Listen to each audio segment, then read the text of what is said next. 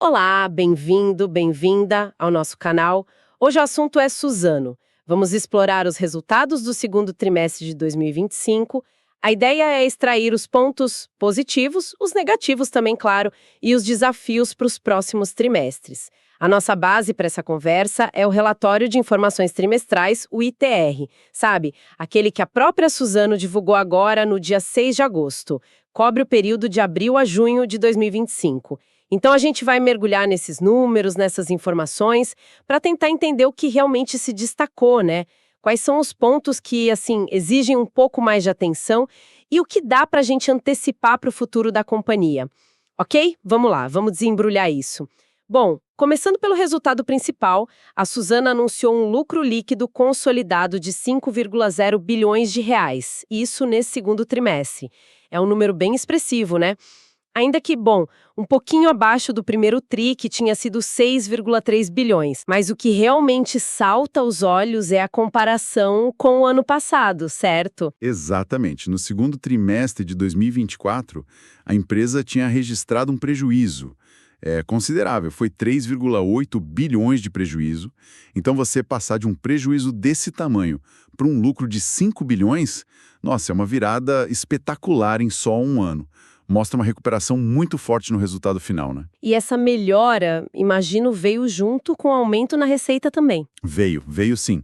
A receita líquida consolidada reflete bem essa trajetória positiva, chegou a 13,3 bilhões de reais no trimestre. Isso é 16% maior do que no mesmo período de 2024, quando a receita foi 11,5 bi. E também representa um crescimento de 15% sobre o primeiro trimestre desse ano, de 2025. Ou seja, a empresa está vendendo mais ou a preços melhores, né? Pelo menos em termos de receita total. Impressionante mesmo essa reversão de prejuízo para lucro. Mas o que explica essa mudança tão drástica no resultado final? Principalmente essa virada de um ano para o outro. Foi a operação que melhorou tanto assim ou teve algum fator, sei lá, extraordinário? Essa é a pergunta-chave. E olha, olhando os detalhes do relatório, fica bem claro. O grande protagonista dessa virada foi o resultado financeiro. A Suzano teve um resultado financeiro líquido, atenção, positivo de 4,4 bilhões de reais no trimestre. Isso contrasta brutalmente com o resultado financeiro negativo de 11,1 bilhões que ela teve no mesmo período de 2024. A diferença é, assim, gigantesca e explica a maior parte da melhoria no lucro líquido. Peraí, resultado financeiro positivo de 4,4 bilhões? Mas como assim? A gente normalmente pensa em despesa financeira, né? Juros da dívida, essas coisas. Pois é, mas o principal fator aqui foram as variações cambiais e monetárias. O real se desvalorizou mais ou menos 5% frente ao dólar durante o segundo trimestre, né? Como a maior parte da dívida da Suzano é em dólar, essa desvalorização gera um ganho contábil. Fica lá na linha de resultado financeiro, porque a dívida, quando convertida para reais, diminui, mesmo que o valor em dólar continue o mesmo. Esse efeito positivo foi de 3 bilhões de reais. Ah, peguei. Então é um ganho que aparece no balanço, mas não significa que entrou esse dinheiro no caixa na hora. Certo. E, nossa, mostra como a empresa é sensível ao câmbio, né? Precisamente. É um ganho contábil importante para o lucro que eles reportam, mas não é fluxo de caixa direto. E sim evidencia a volatilidade e o risco cambial que é inerente ao negócio deles. Além disso, sabe, o resultado com instrumentos financeiros derivativos, que eles usam para proteção, para hedge, também contribuiu positivamente. Foi 2,7 bilhões. A combinação desses dois fatores, câmbio e derivativos, deu uma turbinada no resultado financeiro. Faz todo sentido. Então, o financeiro ajudou pra caramba. Mas e a operação mesmo? O dia a dia. Como foram os negócios de celulose e papel? Vamos começar pela celulose, que é o carro-chefe, né? Certo. Olhando para a celulose, o desempenho operacional também mostrou força, viu? O EBITDA ajustado do segmento, que é aquela métrica importante da geração de caixa operacional, né? O lucro antes de juros, impostos, etc. e tal, foi de 6,1 bilhões de reais. Isso representa um aumento bem significativo, 25%, em relação ao primeiro trimestre desse ano. Isso é ótimo, trimestre contra trimestre. Mas e na comparação anual? Acompanhou aquela melhora toda do lucro líquido? Aí tem uma nuance. Comparado ao segundo trimestre de 2024, esse EBITDA de 6,1 bilhões representa uma leve queda, coisa de 3%. Ou seja, a geração de caixa operacional da celulose foi forte nesse trimestre, melhor que no anterior, mas ainda um pouquinho abaixo do que foi um ano atrás. A margem EBITDA ajustada, que mede a eficiência, ficou em 51%, o que ainda é uma margem bem robusta para o setor. E em termos de volume, venderam mais celulose? Sim, o volume de vendas foi um destaque positivo. Foi 3,3 milhões de toneladas no trimestre. Isso é 19% a mais que no primeiro TRI e 11% acima do volume vendido no mesmo período do ano passado. Então a demanda ou a capacidade de escoar a produção esteve forte. E os custos de produção? O relatório menciona umas paradas para manutenção. Isso afetou muito? Ah, sim. Teve paradas programadas para lavagem de caldeiras em Jacareí e Limeira. Coisa de norma NR13, segurança e tal. Mas o impacto disso no custo caixa de produção, que é o custo direto para fazer a celulose, sem contar a depreciação e outras coisas, foi pequeno. Coisa de R$ 6,00 por tonelada a mais só. Isso sugere que eles têm um bom controle dos custos operacionais, mesmo com essas paradas. Ok, então o volume subiu, margem continua boa, custo controlado. E a geração de caixa mesmo, por tonelada? A geração de caixa operacional por tonelada de celulose ficou em R$ 1.114. Isso foi 34% maior que no trimestre anterior, refletindo a melhora do EBITDA e dos volumes, Mas ficou 27% abaixo do que foi no segundo trimestre de 2024. Está alinhado com aquela leve quedinha anual do EBITDA do segmento que a gente falou. Entendido. E como foi o desempenho no segmento de papel? Esse segmento tem ganhado mais relevância para a Suzana, não é? Exato. O segmento de papel que inclui imprimir e escrever, embalagens e o tício, os papéis sanitários, também mostrou um bom desempenho trimestral. O EBITDA ajustado foi de 709 milhões, deu 16% acima do primeiro trimestre, mas olha que curioso, assim como na celulose, teve uma pequena queda de 5% na comparação anual. A margem EBITDA ajustada ficou em 22%. E o volume de vendas de papel? Seguiu a mesma linha? O volume cresceu bem também. Foram 411 mil toneladas vendidas. Isso é 5% acima do trimestre anterior e, olha só, expressivos 24% acima do segundo trimestre de 2024. Esse crescimento anual mais forte pode ser explicado, em parte, pela consolidação da aquisição da operação de tixo da Kimberly-Clark no Brasil, sabe? Aquela que aconteceu no terceiro trimestre de 2023. Isso aumentou a base de comparação e a fatia desse tipo de produto nos resultados. Ah, faz sentido. E a Suzano também não tem um foco estratégico em embalagens para substituir plástico e tudo mais? Tem sim. Esse é um ponto importante. A empresa tem investido nisso, posicionando as soluções de papel e embalagens como alternativas mais sustentáveis aos plásticos, principalmente os de uso único. E isso, claro, influencia a estratégia e potencialmente desempenho desse segmento no longo prazo. Em termos de geração de caixa operacional por tonelada no papel, ficou em R$ 1.235. Foi 14% acima do trimestre anterior, mas 33% abaixo do ano passado. Segue uma dinâmica parecida com a da celulose nessa comparação anual. Certo. Bom, saindo um pouco da operação e voltando para a saúde financeira geral da empresa. Como está a situação do endividamento? É sempre um ponto de atenção para empresas com investimentos grandes, É verdade. A dívida líquida fechou o trimestre em 70,8 bilhões. Em dólares, isso dá uns 13 bilhões de dólares. Houve uma pequena redução em reais desde março, quando estava em 74,2 bi, principalmente por causa daquele efeito do câmbio que a gente comentou. Em dólares, a dívida subiu um pouquinho, de 12,9 bi para 13,0 bi. E a alavancagem? Como fica a relação entre essa dívida toda e a capacidade de gerar caixa? A alavancagem, que a gente mede pela dívida líquida, dividida pelo EBITDA ajustado dos últimos 12 meses, ficou em 3,1 vezes, se a gente olhar em reais, e 3,0 vezes, se olhar em dólares. Esses são níveis considerados estáveis, sabe? E estão dentro da política de endividamento que a própria empresa estabelece. Ou seja, apesar do valor absoluto da dívida ser alto, ele parece administrável em relação à geração de caixa atual deles. Mas aqui é onde fica realmente interessante, né? A posição de caixa da Suzano. O que o relatório diz sobre a liquidez deles? Assim, esse é um ponto forte, sem dúvida nenhuma. A Suzano terminou junho com 20,8 bilhões em caixa e equivalentes. É bastante dinheiro. E além disso, ela tem uma linha de crédito rotativo, é tipo um empréstimo pré-aprovado para usar rápido se precisar, de 6,9 bilhões de reais, e não estava sendo utilizada.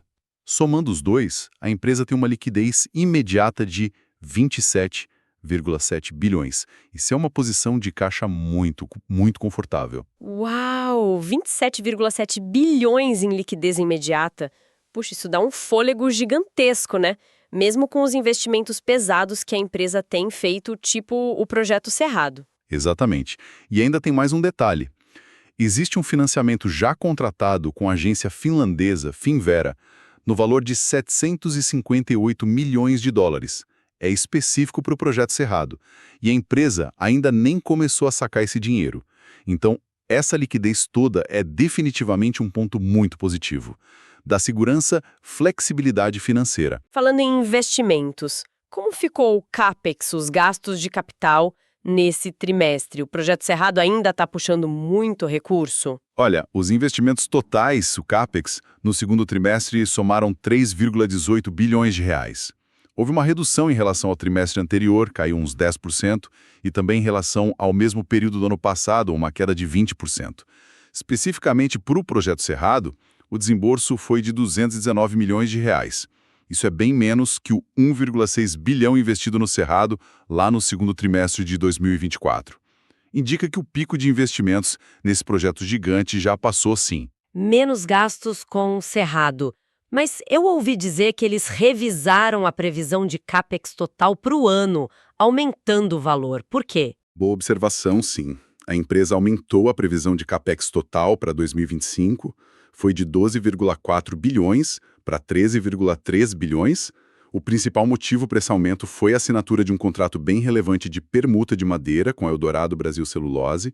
Esse acordo prevê um pagamento da Suzano para a Eldorado de 878 milhões ainda em 2025 e mais 439 milhões em 2026. Um acordo de permuta de madeira. Isso significa que a Suzano está comprando florestas ou está garantindo fornecimento para o futuro? É um bom negócio para eles. Essencialmente, garante o fornecimento de madeira numa região estratégica para eles, o que é crucial para a operação no longo prazo, né?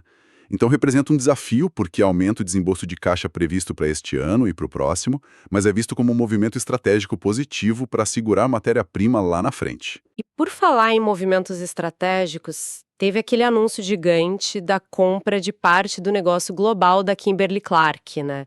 Isso está no radar. Com certeza. Esse foi outro anúncio de grande impacto. A Suzano informou a assinatura de um acordo para comprar 51% do negócio global de tício da Kimberly-Clark.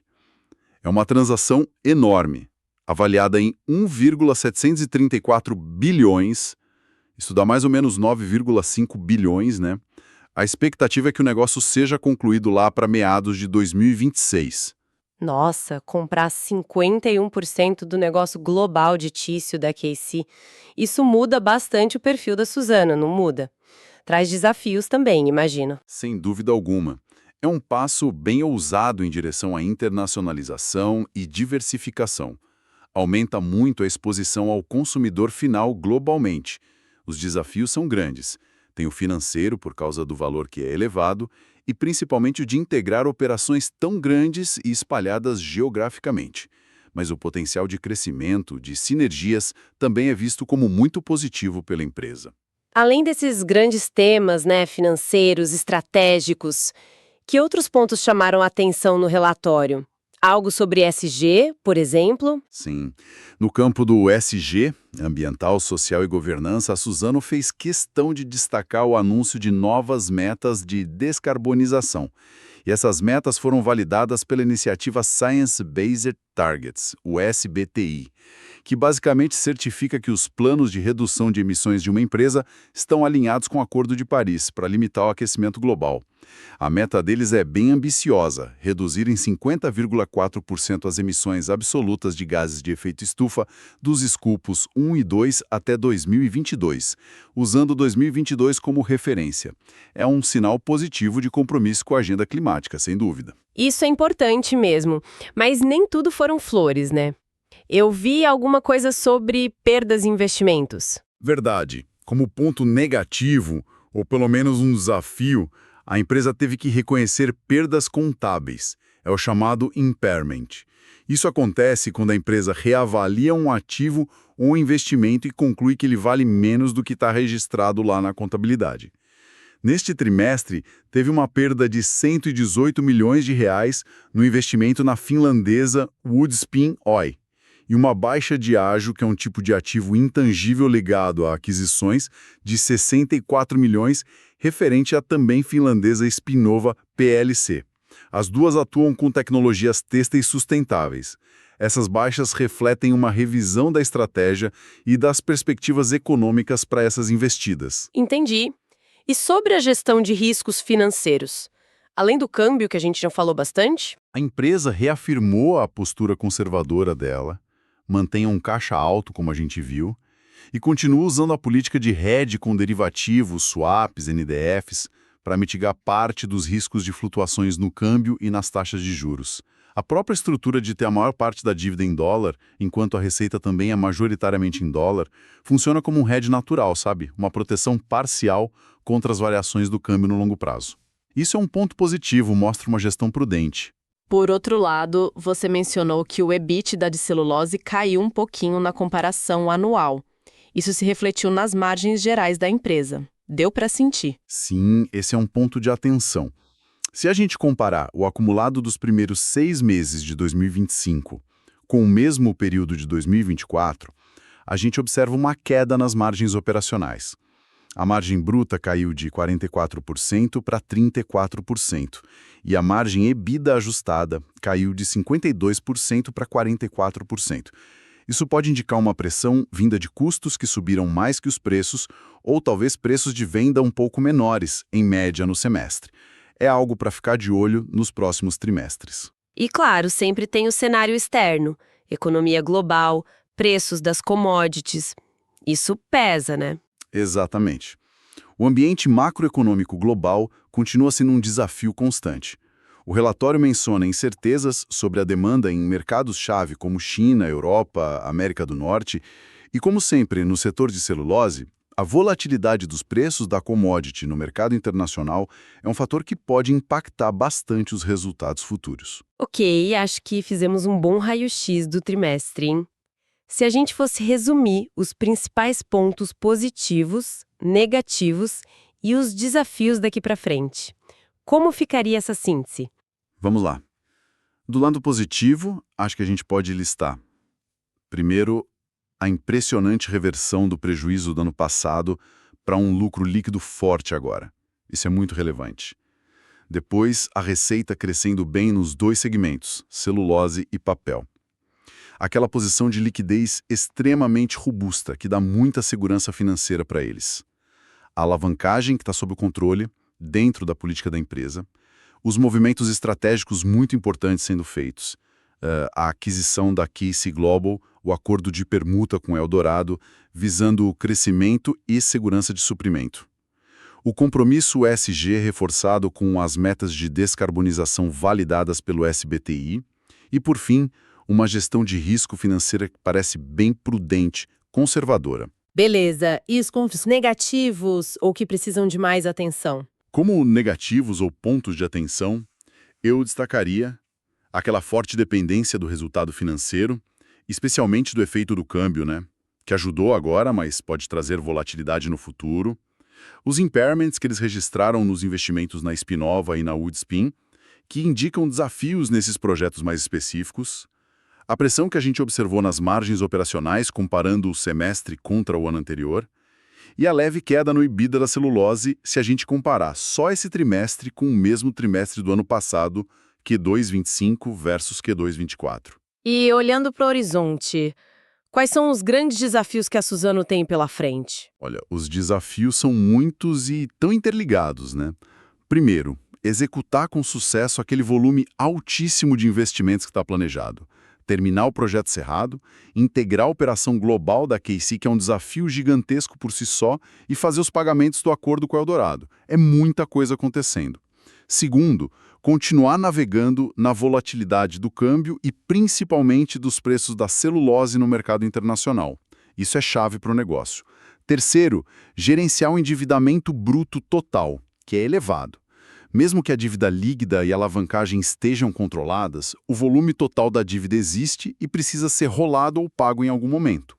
Quarto, alcançar aquelas metas ambiciosas de ESG e descarbonização que eles anunciaram. E, claro, o desafio constante de se adaptar às dinâmicas macroeconômicas e geopolíticas globais, que afetam diretamente a demanda pelos produtos deles na China, Europa, EU e outros mercados. Então, o que tudo isso significa no final das contas? Pelo que eu entendi, a gente tem uma Suzano mostrando muita resiliência, né? Reverteu o prejuízo, tá com caixa forte, fazendo movimentos estratégicos audaciosos para crescer, mas ao mesmo tempo enfrenta pressões nas margens, depende de um resultado financeiro que é volátil e tem desafios gigantescos de investimento e integração pela frente. Isso sem falar no cenário global que continua incerto. É mais ou menos isso? Exatamente. É uma empresa num momento de transformação e expansão bem significativas. Tem pontos fortes muito claros, mas também tem riscos e desafios à altura da sua escala global. Não dá para negar. Isso levanta uma questão importante para a gente pensar, né?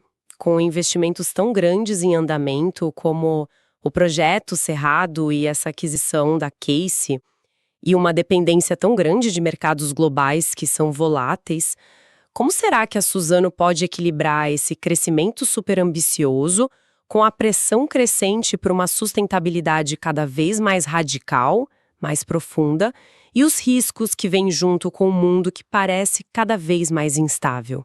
Fica aí a reflexão. Bom, muito obrigada por nos acompanhar nessa análise dos resultados da Suzano. Se você gostou, não esquece de curtir e se inscrever aqui no nosso canal para mais explorações como esta, tá bom? Até a próxima!